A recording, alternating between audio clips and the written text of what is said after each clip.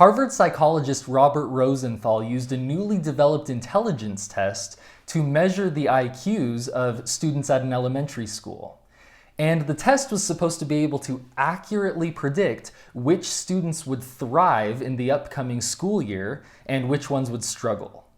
And it turned out that the test was highly accurate.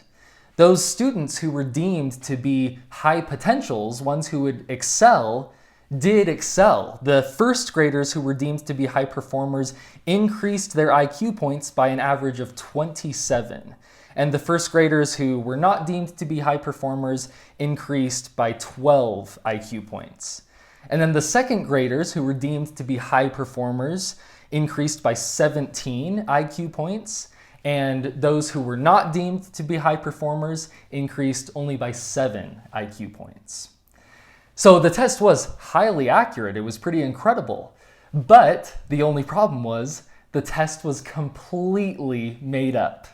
The students who were deemed to be high performers were selected at random, completely at random. And many of them had been low performers previously, but they were all high performers this time around. So how was this test accurate if it was completely made up? Well, it turns out that the experiment was not on the students. The experiment was on the teachers and how the teachers' behavior would be affected by the way that they construed the students' potential to be. And so because the teachers thought that these certain students had high potential for performance, they actually ended up treating these students differently. So these teachers treated these students with more warmth. They were more kind and more attentive toward these students. They gave these students more opportunities to participate in class and to answer questions. They gave these students more feedback, especially when they made mistakes. So when these students made mistakes, instead of labeling them as that they're just incompetent, the teachers assumed that they just needed better feedback. So they gave them better feedback. And with the other students, the ones who weren't deemed to be high performers, they gave them less attention and gave them less of the benefit of the doubt and gave them less opportunity to participate in class. And they just assumed that they weren't going to excel, so they gave them less attention. And that actually caused the high-performing students to be high performers, simply because the teachers treated them as such, and the low-performing students to be low performers because the teachers treated them as such.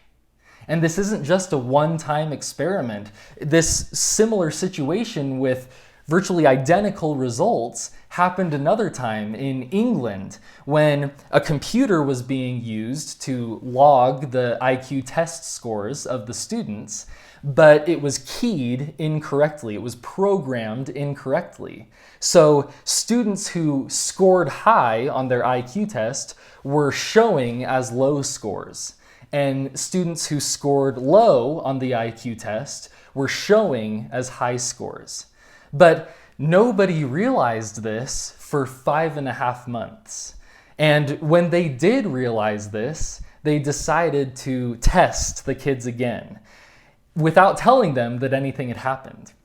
And this 5.5 months later, the kids who were deemed to be low scoring, but they actually in fact had a high IQ, they decreased in their IQ points. And the students who had a lower IQ but were deemed to have a higher IQ increased in their IQ points. And they were blown away by this because the results were false, but somehow this trend happened where the students were being affected by this. And as they dug deep and tried to figure out what was going on, they realized that the teachers were seeing the students who were showing a high IQ score as having more potential to perform, to academically perform. And so those teachers gave those students more attention and more feedback. And when those students did struggle, they didn't assume that the problem was in the student. They assumed that the problem was in the teacher's approach to the education. So they figured out how they could improve their education approach. So the problem wasn't in the students, the problem was in the teachers. And then with the students who were deemed to have lower IQs, but actually in fact had higher IQs, the teachers thought of them as having less potential, and so they gave them less attention. And when those students made mistakes, the teachers thought it was just inherent in the student. And so they didn't do what they could to improve their teaching.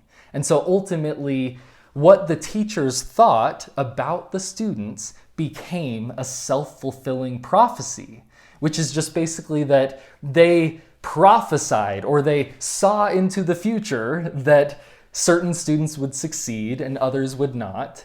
And then that prophecy became fulfilled because they believed it was true. But it wasn't directly just because of some magical force, like they believed it would happen, so it happened. It happened because of the behaviors that stemmed from their beliefs about the potential in those students. So my question for all of us is, how does your beliefs about the potential of others affect their growth? And how have your beliefs about your own potential affected your growth? Stephen Covey says that when we consider what others are capable of, we should use our imagination and not our memory. And another quote that I really like is from Ralph Waldo Emerson, who says, "Treat a man as he is, and he will remain as he is. Treat a man as he could be, and he will become what he should be." So it is critically important that we consider how we are viewing the potential of others and think about how the way that we view their potential is affecting their potential and their growth and their performance. It's so important that we learn to assume that the people that we lead, the people that we work with, the people that we interact with on a daily basis, that we assume that those people have infinite, limitless potential. Because if we assume that their potential is anything less than limitless, then we begin to treat them in a way that limits their potential, that makes it harder for them to access the greatness that is within them. And this is the exact same with ourselves. So many times we limit our potential simply by believing that our potential isn't limitless. We see ourselves in a limited way, and then we act in accordance with that belief and make it harder for ourselves to access the greatness that is within us. For example, maybe athletes who see themselves as just kind of an average athlete, and not just as I currently am an average athlete, but that's just kind of who I am. I don't have the potential to be incredible. Athletes who have that mindset typically seek feedback a little bit less, take calculated risks a little bit less. They beat themselves up a little bit more. They do things that sabotage their improvement. And it's the same in work, it's the same in our relationships, it's the same for anybody in any area of life. If we see ourselves in a limited way, then we are going to engage in behaviors that limit our growth. So we have to see ourselves in truth. And the truth is that our potential truly is limitless. Our potential is limitless.